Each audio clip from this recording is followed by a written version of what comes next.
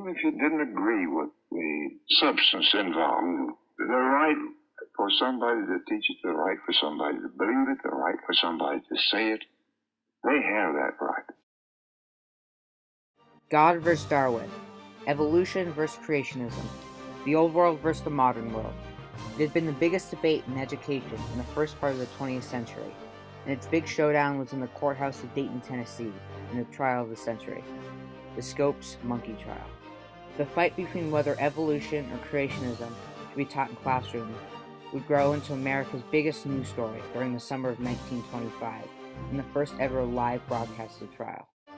This was a trial where the creationist idea of the rights of the taxpayers to say what science was taught in schools and the responsibility of the teachers to teach it went on trial against the evolutionist idea of the rights of the teachers to teach the science they wanted, but their responsibility to teach science over religion. They thought that a law that had been passed banning the teaching of evolution in Tennessee was wrong, and it was a restriction of free speech. These ideas of rights and responsibilities would end up not just being used for the debate between evolution and creationism in classrooms, but also for other educational debates as well. They were all first showcased, though, at the Scopes monkey trial. Anti-evolution movements had been building for the early part of the 20th century. The southern states at that point had only recently instituted universal schooling. Those were part of the post-Civil War reforms in the South. And so this was a new issue in the South. What should be taught? Many people in the deeply religious South saw the teaching of evolution in schools as a threat towards their religion and moral values, and they worried that Christianity could be in danger. Those same conservative and religious groups pushing at that time for prohibition also strongly pushed for teaching Christianity in schools.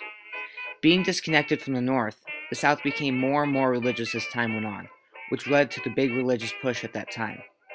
As a result of this, on March 21, 1925, the Butler Act was passed by Governor Austin Peay of Tennessee. The act made it illegal to teach any theory that denied the story of creation in the Bible, mainly evolution. John Butler, a very religious politician and anti-evolutionist, pushed for the bill with other anti-evolutionists in the state. Butler said in one interview that he had no objection to the teaching of evolution in schools where the taxpayers did want it taught, but he wanted his religion taught in his area. If a man wants to put up his own school, let him teach all the evolution he wants. It was thought that if a law outlawing evolution could be passed in one state, then it could be passed in more states. The governor, though, thought like many then that the law would just be symbolic and would have no real effect. The newly formed American Civil Liberties Union, or the ACLU, worried that the law would pave the way for more laws restricting the teaching of evolution, and decided to try and test the law to see if it really was just a symbol. The ACLU was formed to fight for the rights of Americans, and because the Butler Act took away the teachers' right to free speech, they fought back against it. They sent out a notice that they would pay for the lawyers to defend anyone who would agree to break the law, so they could be a test subject to see if the law would be upheld in court. At this time, the small town of Dayton, Tennessee was struggling. It was in desperate need of people and money. During the past 30 years, its population had halved. On May 5, 1925, in a meeting that would come to be known as the Drugstore Conspiracy, George W. Rappleyea, a local mine manager, hatched a plan to save the town. He talked with some of the local town leaders and told them how he was going to take up the ACLU offer in order to bring people into the town. He convinced local football coach and substitute biology teacher John Scopes to agree to be the test case. William Jennings Bryan, an incredibly famous former presidential candidate and anti-evolutionist, was to head the prosecuting side. Heading the defense team was a lawyer who was a longtime rival of Bryan and a very agnostic man, Clarence Darrow. 200 reporters came to Dayton to cover the case, and the town streets quickly turned into a carnival. The two opposing sides in the trial felt very differently about what the trial meant and what they were defending. The prosecution and other religious people in the area felt that scientists in the upper middle class of the North were coming down and taking their religion away from them, and they needed to defend it. They wanted their kids to learn what they believed. In a previous speech to the Tennessee Congress, Bryan summed up the main argument of the prosecution and the anti-evolutionists of that area, saying, "The hand that writes the paycheck rules the school." Local communities really do have a big say over what gets taught. And in some senses, this was William Jennings Bryan's strongest argument in favor of banning the teaching, is that, look, we don't believe in this stuff. We shouldn't pay for its teaching of something that contradicts our belief system. The defense and evolutionists, on the other hand, had a different idea. They felt as if they stood for and were defending intelligence and science, and the creationists of the South were stunting its growth. They argued that the teachers had the responsibility to teach evolution over creationism, so kids would know the science relevant at that time. The scientists are the experts, and so the scientists have a pretty good idea about what needs to be taught in a science classroom to develop the next generation of scientists. They also argued that the Butler Act went against the Constitution's First Amendment freedom of speech and against freedom of religion. On the second day of the trial, the defense sent forth a motion asking the judge to rule the law unconstitutional. The defense argued that according to the Constitution, religion was not allowed to be taught in schools, so the teachers shouldn't have the responsibility to teach it. Hayes, one of the lawyers for the defense, argued on the fact that since evolution was a fact in science, it should be taught in schools. He compared it to the Copernican theory. Evolution is as much a scientific fact as the Copernican theory, and just as the Copernican theory has been fully accepted, this must be accepted.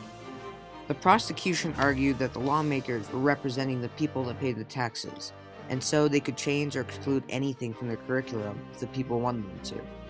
This gave the teachers the responsibility to teach the curriculum of the state, because that was their job. Sue Hicks of the prosecution argued against teachers' free speech, saying, "It is perfectly ridiculous to say that a teacher can go in and teach any kind of doctrine he wants. What if a teacher hired to teach arithmetic decided he would rather teach architecture?" The defense was not allowed to explain evolution to the people in the courthouse. Because it had been decided by the judge, it only mattered that the law had been broken, not how good that law was. Along with fighting for religion, the prosecution used this to help them win the case. The defense could not and did not try to fight this, so instead just tried making evolution look smarter than creationism. The case went back and forth for 8 days in sweltering record-breaking heat until it finally ended.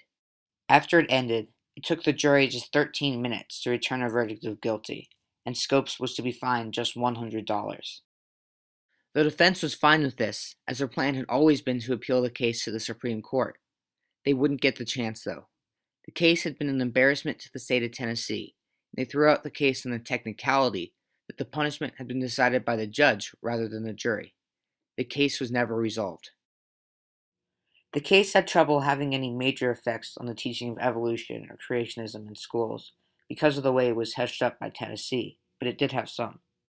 Scopes had paid a fine for this. It's not, he didn't spend his life in jail for what he did. Yeah. It was a crystallization of a big cultural issue. It was estimated by pro-evolution commentator Maynard Shipley that over 70% of all high schools had stopped teaching evolution altogether by 1930. They were scared of the arguments and the debates that the teaching of evolution was bringing to the schools that taught it. It was not until the 60s, after the launch of Sputnik, that the Americans realized they were falling behind in science and started teaching evolution more, and until 1967 that the law was finally repealed. Though the case was almost 100 years ago, many parts of it could have happened today. Recent bills introduced into the Colorado and Pennsylvania legislature also promoted and encouraged the teaching of creationism in schools. Creationists still argue that the people who pay the taxes have the right to decide what science was taught in classes, and the teachers have the responsibility to teach it. People who believe in evolution still argue that the teachers have the right to free speech in their teaching, but they have the big responsibility to teach science over religion. People now also argue about teachers versus taxpayers' roles in deciding what gets taught in other scientific and non-scientific topics. My 7th grade biology teacher taught evolution to us because the state gave him the right to do so. But in the future, will everyone have that right? Or will the debate of the rights and responsibilities of taxpayers versus teachers continue? You can't make a monkey out of me, no.